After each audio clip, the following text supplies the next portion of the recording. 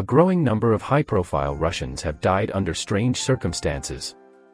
On Wednesday, Russian state media network TASS reported that the exiled Wagner Group financier and failed coup leader may have died in the plane crash.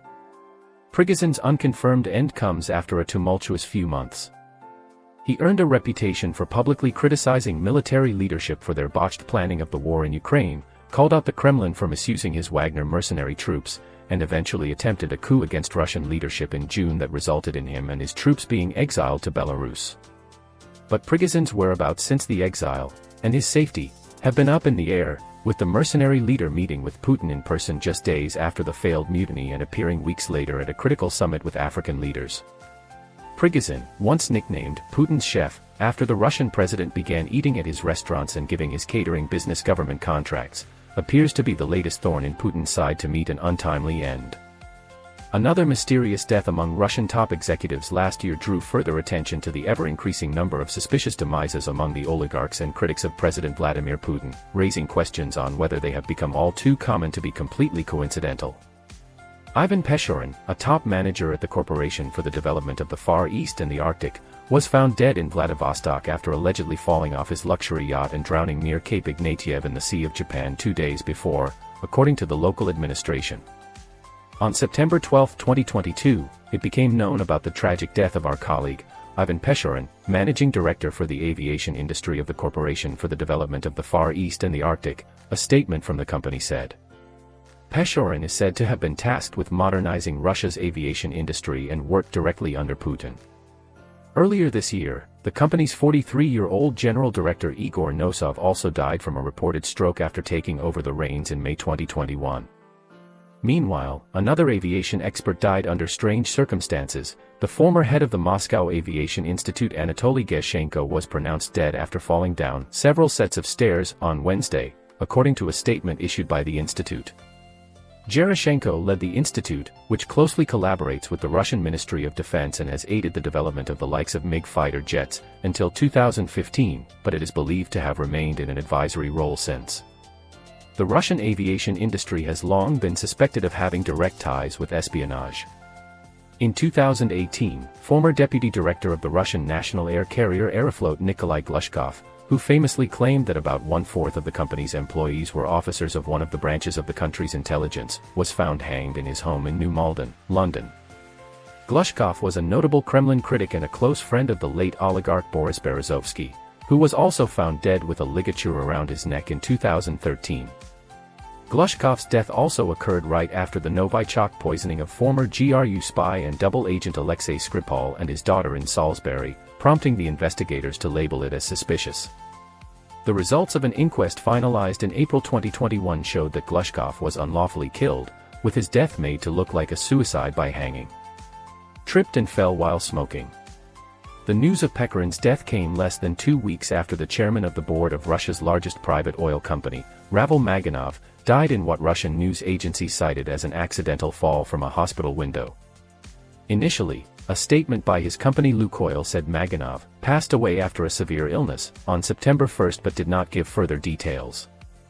Russian news reports later stated his body was found on the grounds of Moscow's Central Clinical Hospital, where Russia's political and business elite are often treated. Maganov appeared to have fallen from a 6-story window, the reports said. Some sources claimed he tripped and fell while smoking, stating a pack of cigarettes was found by the window. The news site RBK also said police were investigating the possibility of suicide. Lukoil was one of a few Russian companies to publicly call for an end to Russia's invasion of Ukraine, calling in March for the immediate cessation of the armed conflict. Incidentally, Maganov was not the first Lukoil official to die under suspicious circumstances since Kremlin's full-scale aggression against its western neighbor began in late February. A former top manager Alexander Subotin was found dead in the basement of a residence in a Moscow suburb in May. Russian news reports said the house belonged to a self-styled healer, Shaman Magwa, who practiced purification rites. Magwa testified that Subotin came to his house under the influence of alcohol and drugs and demanded that the healer, whose real name is Alexei Pindurin, performs a healing ritual for hangover symptoms. Investigators said the preliminary cause of Subotin's death was determined to be heart failure. Yet, it is Ravil Maganov's demise that caught the attention of the press, having been the most well-publicized in a string of accidental self-defenestrations and other suspicious deaths of those who either profited from good relations with Putin or were a thorn in his side, or both. Anti-war oligarchs die under strange circumstances. At least another 8 Russian oligarchs have died in strange circumstances almost since the outbreak of the conflict in Ukraine. All had in common close links to the Kremlin, immense wealth, a connection to Russian gas and an anti-war stance on Ukraine. This has raised the suspicions of international investigators, who are beginning to believe that these deaths may, in fact, have been staged suicides or assassinations due to their stance on the Kremlin's aggression against Ukraine or their links to corruption in the Russian gas company Gazprom. It all started in St. Petersburg in the run-up to the war. Only a month before the outbreak of the conflict in Ukraine, a top executive of the gas company Gazprom was found dead in his cottage near St. Petersburg. Leonid Shulman, 60, was found in the bathroom of the house with slashed wrists, local news reported, citing a source. According to the police authorities, a suicide note was allegedly found next to his body, in which he recounted his suffering after a leg injury which Gazprom claimed caused him to take a leave of absence. The version has been questioned after the Warsaw Institute think tank stated that Shulman, who was the head of the transport service at Gazprom Invest, was involved in a possible corruption case at the Russian gas giant. The morning after Russia invaded Ukraine on February 24, Alexander Tyulyakov, 65, a senior executive of Gazprom's corporate security, died at his home in the same village as Shulman. According to the Russian newspaper Novaya Gazeta, his body was found hanged in the garage. The same newspaper quoted an unnamed law enforcement source as saying that Gazprom's own security unit arrived at the scene of the suicide at the same time as the police and was also investigating the death. One of 2 deaths that have taken place abroad is that of Mikhail Watford, who lived with his family in the UK. On February 28, the Ukrainian-born 66-year-old oil and gas magnate, who also built a property empire in London, was found dead at his home in Surrey. Watford's cause of death was determined as death by hanging, but his wife and children, who were at home at the time, were unharmed. UK authorities were treating Watford's death as unexplained but not suspicious. It later emerged that Watford, commonly referred to as Misha, had changed his surname from Tolstoshaya after moving to the UK in early 2000. Murder-suicides escalate suddenly among Putin-friendly oligarchs. In March, the bodies of Russian billionaire Vasily Melnikov and his family were found in his luxury flat in Nizhny Novgorod, a city in western Russia. Melnikov had made his fortune working for one of the medical companies affected by Western sanctions. According to the Russian newspaper Kommersant, Melnikov, along with his 41-year-old wife and 2 young children, aged 10 and 4 respectively, died of stab wounds. The murder weapon was allegedly found at the scene of the crime. The newspaper reported that the oligarch had killed his family before committing suicide, although neighbors and other relatives disagreed with the official version. Other media have claimed that Melnikov's company, which imports medical equipment to Russia, was on the verge of bankruptcy due to Western sanctions imposed in retaliation for the war in Ukraine. The latest case has taken place in Spain, more specifically in Lloret de Mar, where Russian oligarch Sergei Protozhenya, 55, was found dead along with 2 other family members on April 19. The former head of the gas giant Novatek, with a personal worth of €400 million, was found hanged, along with those of his wife and daughter, who were stabbed to death in the family villa. What was initially classified by the police as a double homicide followed by Protozhenya's suicide was later categorically denied by his son. Several family friends have also come out in public to state that Protozhenya is, in fact, the 3rd victim of a staged suicide, and that the oligarch would have been incapable of murdering his family. The Catalan police are still actively investigating the case. Just a day before the death of Protozhenya and his family, the body of Russian oligarch Vladislav Avayev was found in his Moscow flat, along with the bodies of his wife and 13-year-old daughter. His daughter Anastasia, 26, was the one who discovered the crime scene.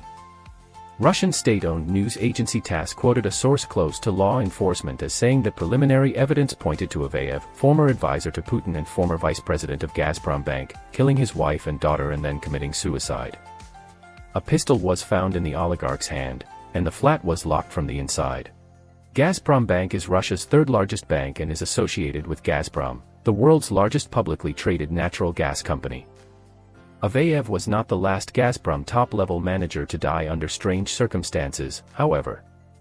On May 2, Andrei Krakowski, the 37-year-old director of a Sochi ski resort owned by the gas giant, died after allegedly falling off a cliff while hiking near the Achipsk Fortress, the scenic area's landmark monument. The general manager of the Krasnaya Polyana resort, Andrei Alexeyevich Krakowski, tragically passed away. He loved the mountains and found peace there, TASS news agency reported.